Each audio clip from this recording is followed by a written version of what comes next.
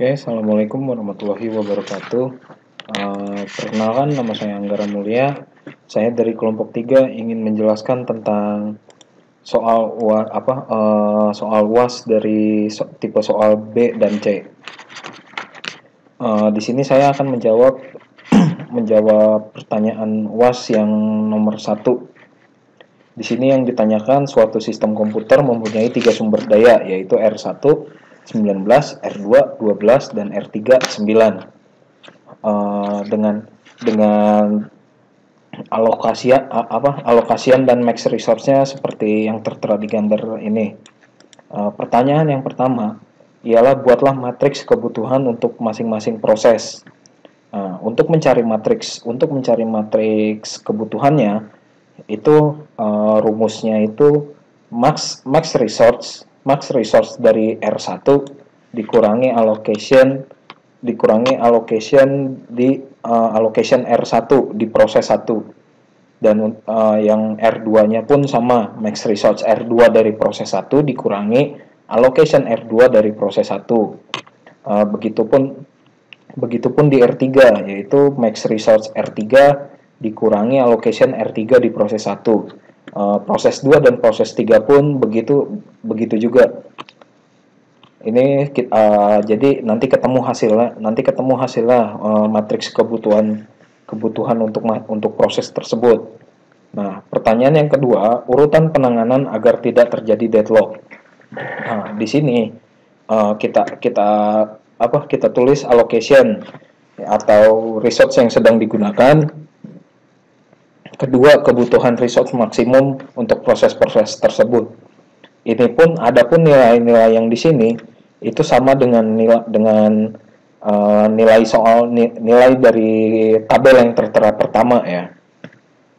Nah, di sini pertanyaan sumber daya yang tersedianya itu R1 19, R2 12, dan R3 9. Nah, ini untuk R1 ini kita sudah kita total semua dan kita mendapat jumlahnya 8. Berarti sumber daya yang tersedia itu dari R1 19 dikurangi 8 ini jadi sisa 11. Dan R2 pun kita dapat jumlahnya itu 8. Yang mana sumber daya R2 ini 12. Nah, sekarang sumber daya yang tersedia R2 ini 12 dikurangi 8 yaitu 4. Dan R3 itu sumber dayanya 9. Nah, sekarang sumber daya yang tersedia untuk R3 ini yaitu 2. Nah, adapun kita ulangi lagi pertanyaannya, urutan penanganan agar tidak terjadi deadlock. Nah, di sini saya asumsikan misal sumber daya yang tersedianya itu R1 11, R2 4, R3 2 diberikan kepada proses P2, maka kondisinya akan menjadi seperti berikut. Kenapa di sini saya alokasikan langsung dari P2, kenapa tidak dari P1 atau P3 atau P4? Lihat di kebutuhan resource maksimum ini. Di kebutuhan resource maksimum itu nilai tengahnya 3. Maka nilai pertama yang saya cari itu nilai tengah di 3 ini. Dan oke, kita kembali ke pembahasan. Nah, adapun nilai allocation-nya itu dia nilai R1 di proses kedua ditambah dengan nilai sumber daya yang tersedia dari sumber daya yang tersedia. Jadi R1 di proses kedua ini 2 ditambah 11, itu sama dengan 13. R2-nya 3 ditambah 4 sama dengan 7, dan R3-nya 2 ditambah 2 sama dengan 4. Nah, sekarang kita perhitungan sumber daya yang tersedianya itu di proses 2. Nah, di sini poin pentingnya, nilai sumber daya yang tersedia untuk tidak terjadi deadlock itu adalah nilai yang diperbolehkan adalah 0 sampai dengan minus. Tetapi bisa juga dengan nilai plus, asalkan semua nilai penjumlahan dari R1, R2, R3 ialah 0. Oke, di sini yang di sumber daya yang tersedianya dari R1 diproses kedua itu 3 dikurangi 13. 3 dikurangi 13. 13 ini sama dengan minus 10. Di R2-nya 5 dikurangi 7 minus 2, dan nilai R3-nya 4 dikurangi 4, 0. Setelah proses P2 selesai, maka kondisinya akan menjadi seperti ini. Nilai proses kedua ini menjadi hilang karena kita asumsikan kebutuhan sumber dayanya sudah cukup. Oke, mari kita hitung sumber daya yang tersedia kembali. Sumber dayanya setelah proses kedua ini kita kosongkan nilainya, itu total R1 itu menjadi 6. Nah, sumber daya yang tersedia di sini tetap kembali ke pertama. Karena proses P2 sudah tidak ada. Makanya sumber dayanya itu kembali ke awal. Nah, sekarang kita hitung kembali. 19 dikurangi total R1 itu 6. 19 dikurangi 6 itu 13. Maaf. Di sini 13. Oke, R2-nya 12 dikurangi total jumlah R2 itu 5 dan R3 itu 9 dikurangi 5 dari jumlah total sumber daya, dari total jumlah allocation R3, 9 kurangi 5 sama dengan 4. Oke, selanjutnya sumber daya yang tersedia itu R1 13, R2 7, R3 4 diberikan kepada proses P3, maka kondisi yang akan terjadinya seperti berikut. 2 ditambah 13 sama dengan 15. Ya. R2-nya 1 ditambah 7 sama dengan 8, R3-nya 2 tambah 4 sama dengan 6. Nah, sekarang sumber daya proses P3, 3 dikurangi 15 sama dengan minus 12. Dan R2-nya 2 dikurangi 8 sama dengan minus 6, dan R3-nya 3 dikurangi 6 sama dengan minus 3. Nah, setelah proses P3 selesai, maka kondisinya akan menjadi seperti berikut. Nilai proses P3 langsung saya kosongkan. Dan sekarang hanya ada di proses 1 dan proses 4. Yang mana jumlahnya di R1 dari proses 1 dan 4 itu total 4, R2-nya dari proses 1 dan proses 4 itu 4, dan R3 dari proses 1 dan proses 4 itu 3. Nah, di sini kembali saya ingatkan kembali, nilai sumber daya yang tersedia di sini ini kembali ke awal karena proses tersebut sudah dijalankan atau sudah dilepas. Oke. Sekarang sumber daya yang tersedia itu 5. Itu kita ambil total R1-nya kan 4. Berarti 19 dikurangi 4 15, 12 dikurangi 4 itu 8, dan 9 dikurangi 3 itu 6. Nah, selanjutnya sumber daya yang tersedia sebesar R1 sama dengan 15, R2 8, R3 6 dan diberikan kepada proses P1. Di sini saya jelaskan lagi kenapa saya berikan ke P1, karena ini nilai paling kebutuhan research yang paling maksimal. Yang paling besarnya di sini. Oke, mari kita hitung. Di R1-nya 3 ditambah 15 sama dengan 18, R2-nya 2 ditambah 8 sama dengan 10, R3-nya 3 tambah 6 sama dengan 9. Sumber dayanya 4 dikurangi 18 sama dengan minus 14, dan R2-nya 4 dikurangi 10 sama dengan minus 6, R3-nya 3 dikurangi 9 sama dengan minus 6. Oke, sekarang setelah proses P1 selesai, makanya kondisinya akan menjadi seperti berikut, dan proses yang hanya tersedia itu hanya proses P4. Jadi sisa sumber daya yang ada sekarang 19 dikurangi 1 itu 18, di R2-nya itu 12 dikurangi 2 sama dengan 10, dan 9 dikurangi 0 sama dengan 9.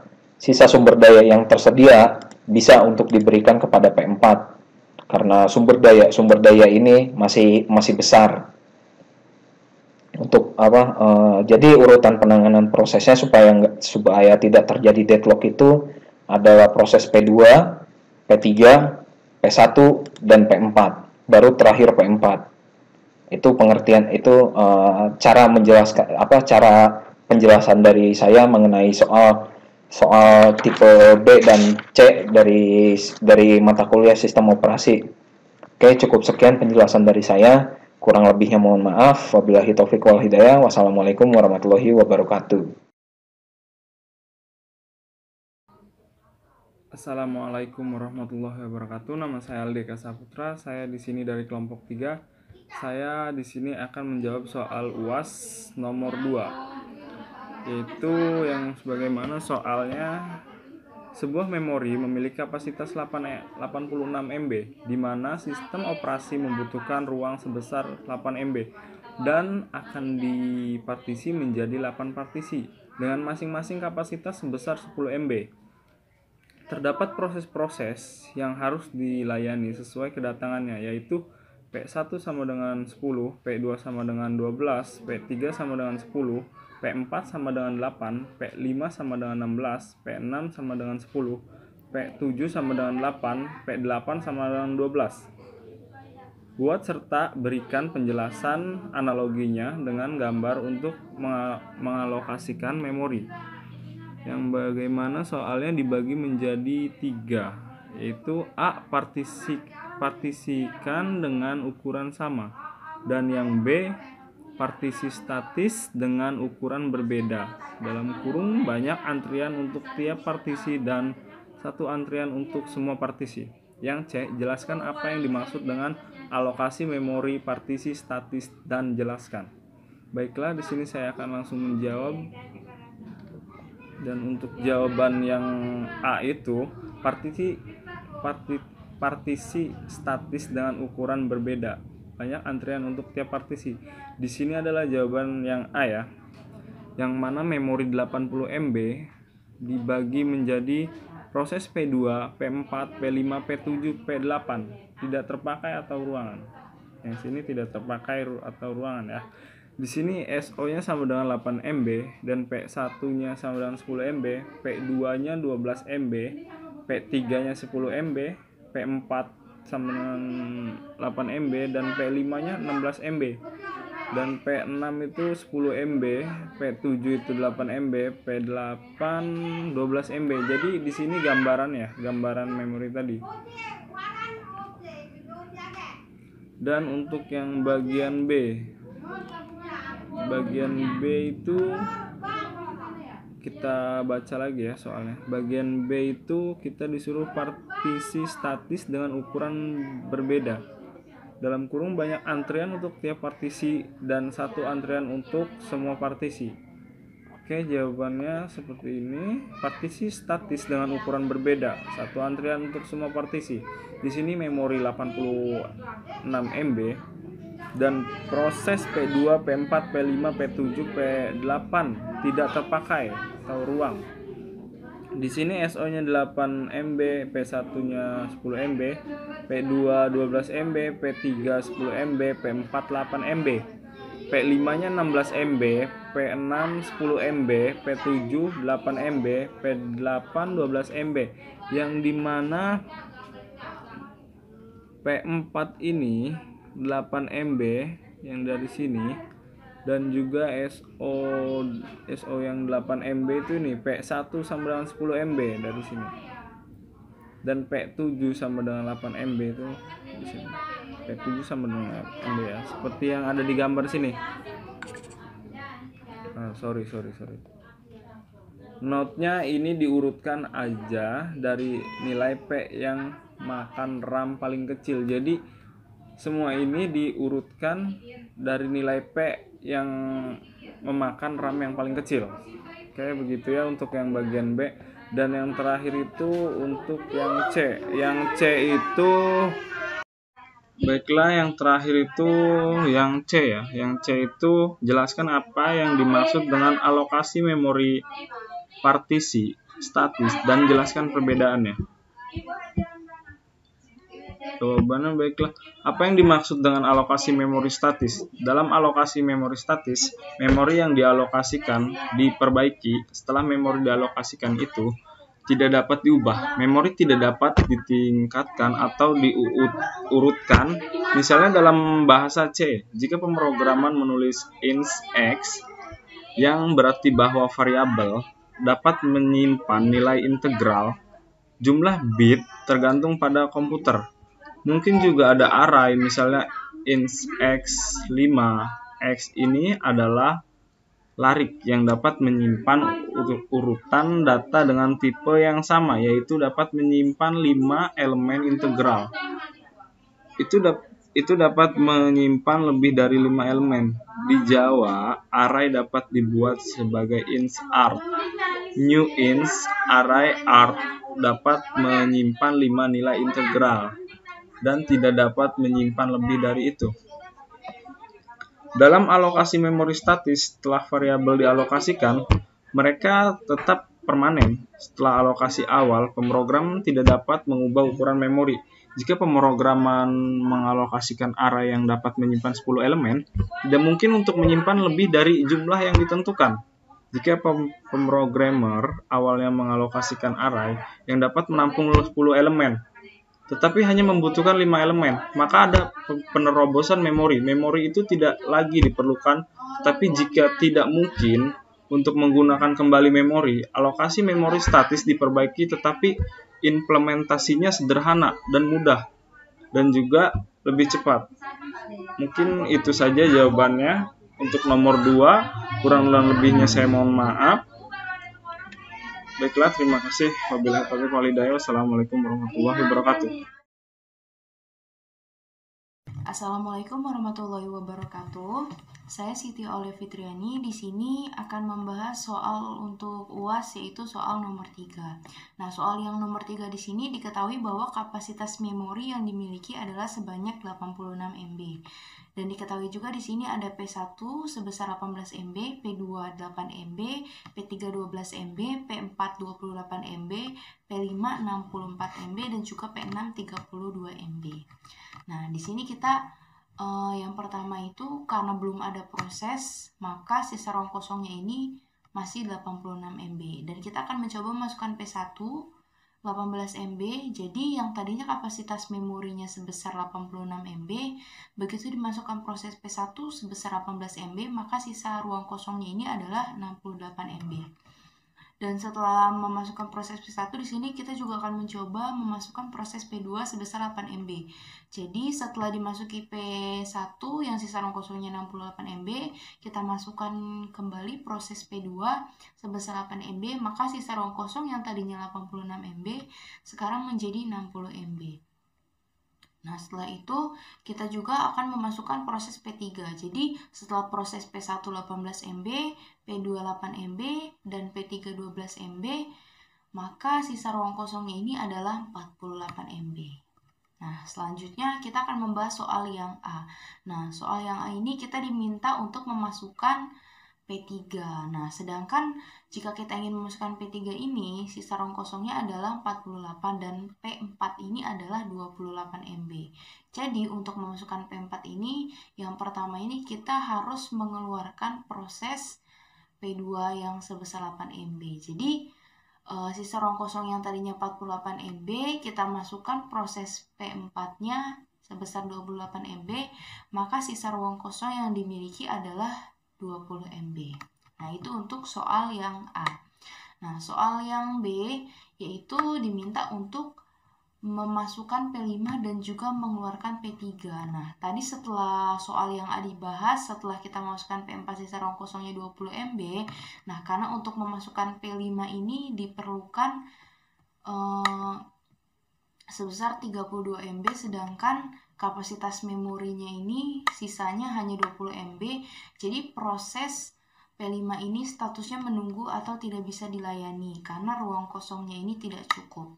Nah, jadi langsung kita bahas soal yang C. Nah, untuk soal yang C ini kita dimasukkan kita diminta untuk memasukkan proses P6. Nah, sedangkan di soal yang B tadi proses P5 saja itu tidak bisa masuk karena sisa ruang kosongnya tidak cukup, maka sama halnya dengan proses P6 karena sudah dimasuki oleh proses P1, P2, P3 dan P4, sisa ruang kosongnya adalah 20 MB, dimasukkan oleh proses P5 statusnya menunggu, maka untuk dimasukkan oleh proses P6 ini sebesar 32 MB ini tidak bisa dilayani. Maka kita lanjut juga untuk ke proses selanjutnya yaitu yang D. Nah, untuk yang D ini kita diminta setelah memasukkan proses P4, P5, P6, kita diminta untuk memasukkan lagi proses P3 yang awalnya sudah dikeluarkan. Sedangkan di saat kita mencoba proses P5 ini dan juga P6 ini untuk dimasukkan, ruang prosesnya tidak cukup, maka untuk memasukkan proses P3 ini tidak cukup juga memorinya karena sisa ruang kosongnya hanya 20 MB. Jadi kita akan mencoba memasukkan kembali sisa ruang kosongnya setelah proses P3. Jadi setelah dimasukkan ini sisa ruang kosongnya adalah 20 MB. Nah, itu pembahasan dari saya. Sekian, kurang lebihnya mohon maaf. Wassalamualaikum warahmatullahi wabarakatuh.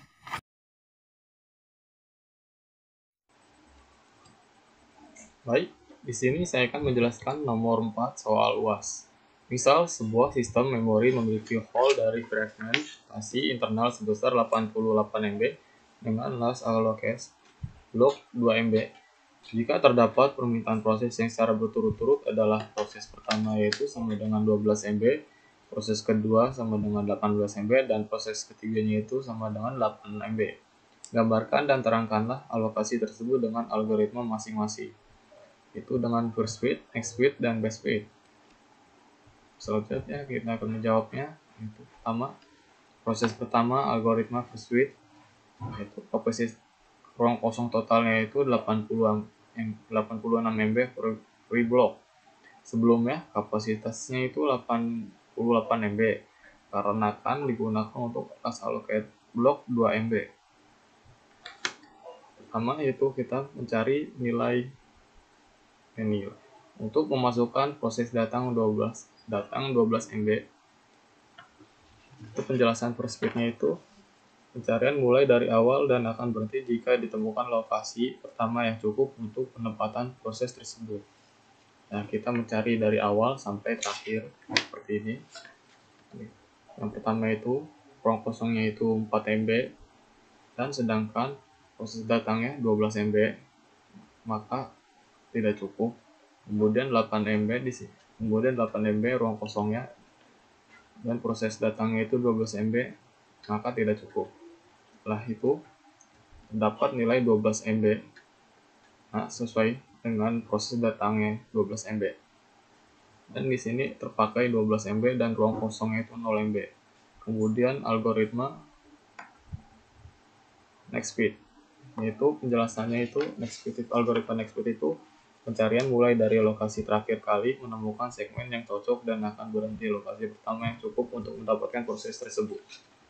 Kita itu mencari nilainya itu dari ruang kosong ke bawah sampai ke atas. Nah, misalnya itu ruang kosong yang pertama itu 8 MB dan sedangkan proses datangnya 12 MB, maka tidak cukup. Kemudian 2 MB, ruang kosongnya 2 MB sedangkan proses datangnya 12 MB, maka tidak cukup. Setelah itu sampai nilai ke 12 MB sama seperti nilai yang tadi itu, proses datang 12 MB sama dengan ruang kosongnya 12 MB, jadi ruangnya cukup untuk mendapat terpakai 12 MB dan sedangkan ruang kosongnya 0. Kemudian algoritma best fit.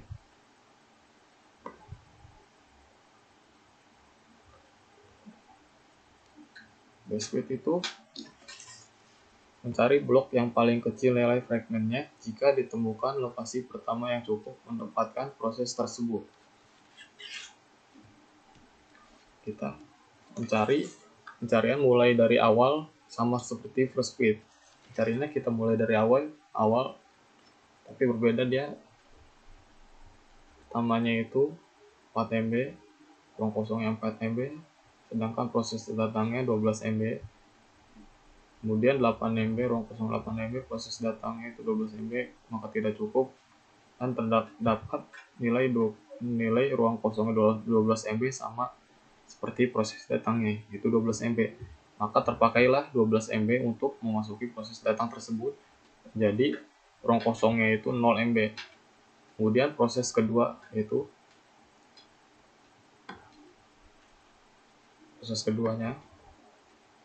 nilai proses keduanya itu 18 MB. Sama algoritma for speed itu mau dimulai dari awal. Nah, ruang kosongnya itu 4 MB, sedangkan proses datangnya 18 MB. Kemudian 8 MB, sedangkan proses datangnya 18 MB, maka tidak cukup. Kemudian proses ruang kosongnya 12 MB, sedangkan proses datangnya 18 MB, maka tidak akan cukup. Maka terdapat nilai 18 MB ruang kosong tersebut dan cukup untuk memasukkan proses datang tersebut dan terpakai untuk 18 MB-nya. Dan ruang kosongnya 0 MB. Kemudian base width dan next width, dikarenakan nilai proses datangnya 18 MB dan nilai maksimal ruang kosongnya itu 18 MB. Jadi saya gabungkan di sini sama aja prosesnya, tapi berbeda. Dia kalau base width itu kita mencari nilainya itu dari atas ke bawah, sedangkan next width itu mencari nilai bawah ke atas.